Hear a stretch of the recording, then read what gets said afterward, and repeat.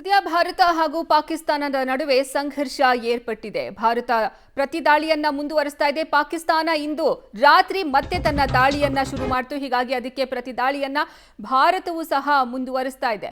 ನಿನ್ನೆ ರಾತ್ರಿ ನಡೆದಂತಹ ದಾಳಿಯಲ್ಲಿ ಇಬ್ಬರು ವಿದ್ಯಾರ್ಥಿಗಳು ಸಾವನ್ನಪ್ಪಿದ್ದಾರೆ ಅನ್ನುವಂತಹ ಮಾಹಿತಿಯನ್ನ ವಿದೇಶಾಂಗ ಇಲಾಖೆ ಸುದ್ದಿಗೋಷ್ಠಿಯಲ್ಲಿ ಹಂಚಿಕೊಂಡಿತು. ಭಾರತದ 2 ಪ್ಯಾಕೇಜ್ಗಳಲ್ಲಿ ಸಾಲವನ್ನ ಮಂಜೂರು ಮಾಡಿದೆ ಐಎಂಎಫ್. ಭಾರತದ ವಿರೋಧದ ನಡುವೆಯೂ ಸಾಲವನ್ನ ಕೊಡ್ತಾ ಇದೆ. 19,000 ಕೋಟಿ ಸಾಲವನ್ನ ಮಂಜೂರು ಮಾಡಿದ ಐಎಂಎಫ್ ಪಾಕ್ಗೆ ಸಾಲ ನೀಡದಂತೆ ಮನವಿಯನ್ನ ಮಾಡಿತು.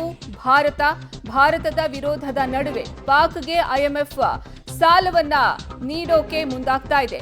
2 ಪ್ಯಾಕೇಜ್ಗಳಲ್ಲಿ ಸಾಲವನ್ನ ಮಂಜೂರು ಮಾಡಿದ ಐಎಂಎಫ್ 19,000 ಕೋಟಿ ಸಾಲವನ್ನ ಮಂಜೂರು ಮಾಡೋದಕ್ಕೆ ಒಪ್ಪಿಗೆಯನ್ನ ಸೂಚಿಸಿದೆ. ಐಎಂಎಫ್ ಪಾಕ್ಗೆ ಸಾಲ ನೀಡದಂತೆ ಭಾರತ ಮನವಿಯನ್ನ ಮಾಡಿಕೊಂಡಿತ್ತು. ಆದರೂ ಸಹ ಭಾರತದ ವಿರೋಧದ ನಡುವೆಯೂ ಪಾಕ್ಗೆ ಐಎಂಎಫ್ ಸಾಲವನ್ನ ನೀಡೋಕೆ ಮುಂದಾಗ್ತಾ ಇದೆ. ಈ ಬಗ್ಗೆ ಹೆಚ್ಚಿನ ಮಾಹಿತಿ ನೀಡ್ತಾರೆ ನಮ್ಮ ಪ್ರತಿನಿಧಿ ರಾಘು. ಲೈವ್ ನಲ್ಲಿ ಜಾಯ್ನ್ ಆಗ್ತಿದ್ದಾರೆ. ರಾಘು, ಉಗ್ರರ ದಾಳಿಗೆ ಅವರು ಸಹಾಯ ಮಾಡೋದೇ ಪಾಕಿಸ್ತಾನದ ಕೆಲಸ. ಇದನ್ನ ಮಾಡಬಾರ್ದು ಅನ್ನೋ ನಿಟ್ಟಿನಲ್ಲಿ ಭಾರತ ಐಎಂಎಫ್ಗೆ ವಿರೋಧವನ್ನ ವ್ಯಕ್ತಪಡಿಸಿತ್ತು. ಸಾಲ ಕೊಡಬೇಡಿ ಅಂತ ಮನವಿಯನ್ನ ಮಾಡಿತ್ತು. ಆದ್ರೂ ಸಹ ಇದೀಗ ಐಎಂಎಫ್ ಕಡೆಯಿಂದ ಸಾಲ ಸಿಗ್ತಾ ಇದೆ. ಅದು 19,000 ಕೋಟಿ. ಏನ್ ಡೀಟೇಲ್ಸ್ ಲಭ್ಯ ಆಗ್ತಾ ಇದೆ? ಪಾಕಿಸ್ತಾನ ಏನ್ ಕಾರಣಗಳನ್ನ ಕೊಟ್ಟು ಸಾಲ ಪಡೆಯೋದ್ರಲ್ಲಿ ಯಶಸ್ವಿಯಾಗಿದೆ?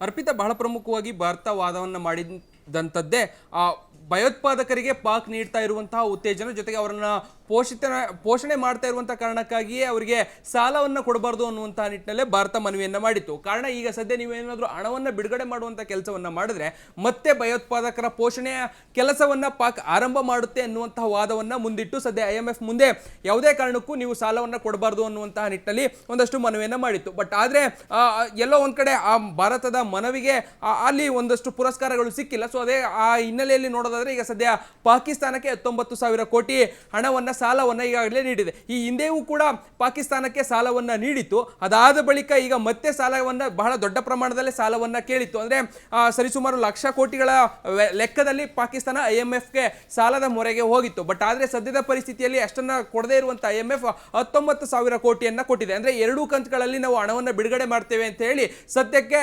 19,000 ಕೋಟಿ ಹಣವನ್ನ ಬಿಡುಗಡೆ ಮಾಡಿರುವಂತದ್ದು. ಈ ಹಣವನ್ನ ಈಗ ಪಾಕ್ ಯಾವ ರೀತಿ ಬಳಕೆಯನ್ನ ಮಾಡಿಕೊಳ್ಳುತ್ತೆ ಅನ್ನುವಂಥದ್ದು ಕೂಡ ಸದ್ಯಕ್ಕಿರುವಂತಹ ಪ್ರಶ್ನೆ. ಯಾಕಂದ್ರೆ ಯುದ್ಧದ ಪರಿಸ್ಥಿತಿ ಇದೆ.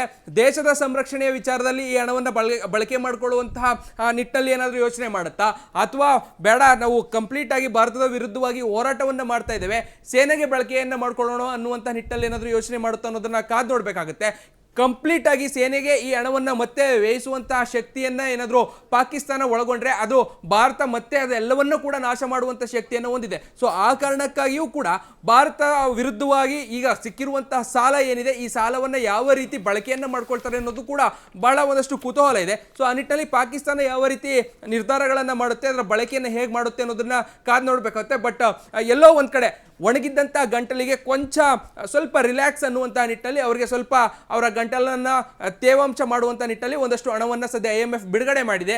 ಈ ಹಣ ಹೇಗೆ ಬಳಕೆಯನ್ನ ಮಾಡಿಕೊಳ್ಳುತ್ತೆ ಅನ್ನೋದನ್ನ ಕಾದು ನೋಡಬೇಕಿದೆ. ಅರ್ಪಿತಾ.